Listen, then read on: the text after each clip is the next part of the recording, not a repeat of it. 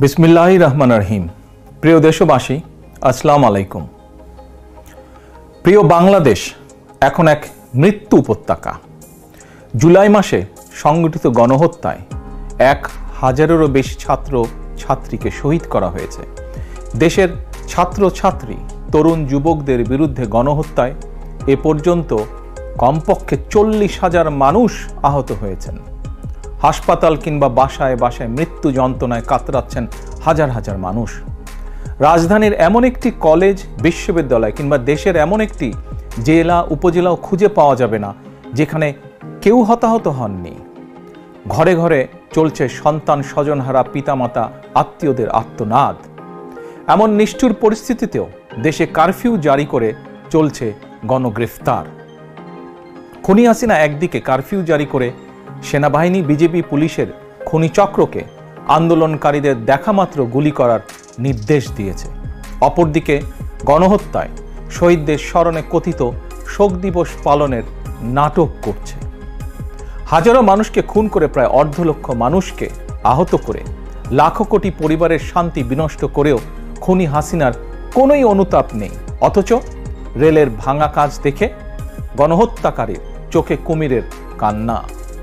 প্রিয় দেশবাসী, অবৈধ ক্ষমতা টিকিয়ে রাখার অপচেষ্টায় খুনি হাসিনা জুলাইয়ের গণহত্যায় পুলিশ, বিজেপি, র্যাবের পাশাপাশি এবার সেনাবাহিনীকেও ছাত্রছাত্রীদের বিরুদ্ধে লেলিয়ে দিয়েছে।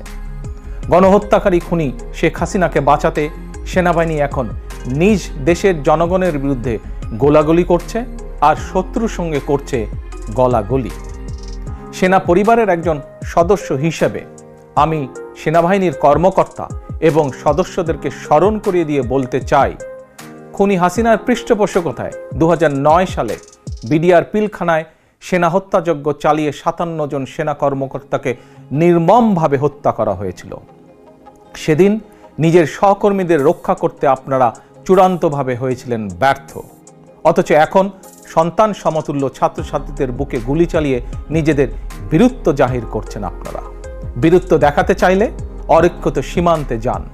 জনগণ মনে করে দাবিদারি করতে করতে আপনারা নিজেদের স্বাধীনতা, সম্মান, সাহস এবং আত্মমর্যাদা হারিয়ে ফেলেছেন। সেনাবাহিনীকে বলবো, মিয়ানমারের সেনাবাহিনীর মতন নিজ দেশের জনগণের সঙ্গে যুদ্ধে লিপ্ত হবেন না। এতে কোনো বাহাদুরি নেই। অবিলম্বে ব্যারাকে ফিরে যান। প্রিয় দেশবাসী, ভাই ও বোনেরা, খুনি হাসিনাকে পদত্যাগে বাধ্য করতে জাতীয় ঐক্যের কোনোই বিকল্প নেই।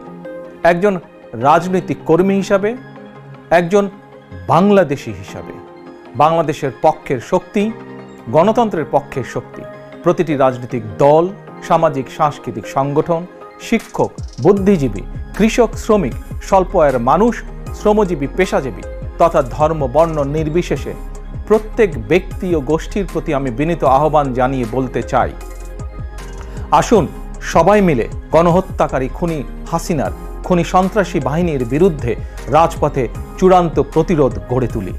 যার যা কিছু আছে তাই নিয়ে ছাত্র জনতার বৃহত্তর এই ঐক্যের আন্দোলনকে আমরা সফল করি। খুনি হাসিনাকে বিদায় করি, বাংলাদেশকে স্বাধীন করি আমরা। প্রিয় দেশবাসী, ভাই ও বোনেরা, তারুণ্যের শক্তি জেগে উঠেছে।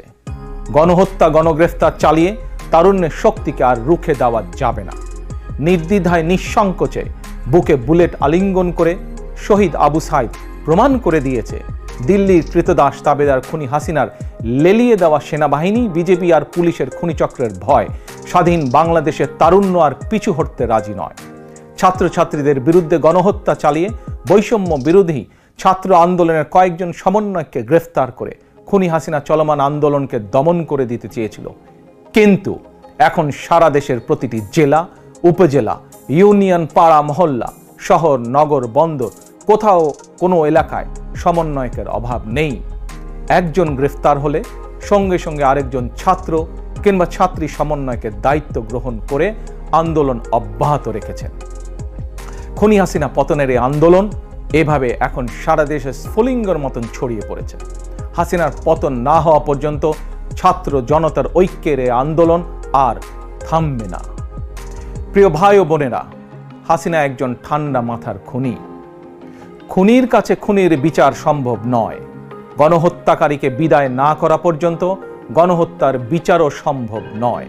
সুতরাং ছাত্রছাত্রী হত্যার সুষ্ঠু এবং নিরপেক্ষ বিচার নিশ্চিত করতে হলে, গণহত্যায় মারাত্মকভাবে আহতদের সুচিকিৎসার ব্যবস্থা নিশ্চিত করতে হলে এবং আন্দোলনকারী সকল ছাত্রছাত্রী শিক্ষার্থীর ভবিষ্যৎ নিরাপত্তা নিশ্চিত করতে হলে, শহীদের স্বপ্নের বৈষম্যহীন বাংলাদেশ গড়তে হলে গণহত্যাকারী মাফিয়া খুনি হাসিনাকে ক্ষমতা থেকে বিদায় করতেই হবে। প্রিয় অভিভাবক এবং সকল বিরোধী রাজনৈতিক সহকর্মীবৃন্দ, গত 15 বছর ধরে খুনি হাসিনা আমাদের অসংখ্য সহকর্মীদেরকে গুম, খুন, হত্যা, অপহরণ করেছে। আর এখন রাজপথে আমাদের সন্তানদের পাখির মতন গুলি করে হত্যা করছে।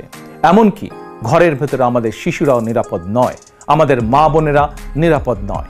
আর এ কারণেই খুনি হাসিনাকে বিদায় করে আপনার, আমাদের সন্তান স্বজনদের ভবিষ্যৎ নিশ্চিত ও নিরাপদ করতেই চলমান ছাত্র জনতার ঐক্যের এই আন্দোলন। গণতন্ত্রের পক্ষের একজন রাজনৈতিক কর্মী অথবা সন্তানের অভিভাবক হিসাবে চলমান এই আন্দোলনে আপনি রাজপথে কিংবা আপনার নিজ নিজ এলাকায় আওয়ামী সন্ত্রাসীদের এবং সেনা, বিজেপি, পুলিশের খুনিদের বিরুদ্ধে শক্ত প্রতিরোধ গড়ে তুলুন। একজন গ্রেফতার হলে বৈষম্য বিরোধী ছাত্র আন্দোলনের মতন সঙ্গে সঙ্গে আরেকজন দায়িত্ব নিন, নেতৃত্ব নিন, নেতৃত্ব দিন। কোনো নির্দেশনার জন্য অপেক্ষার প্রয়োজন নেই।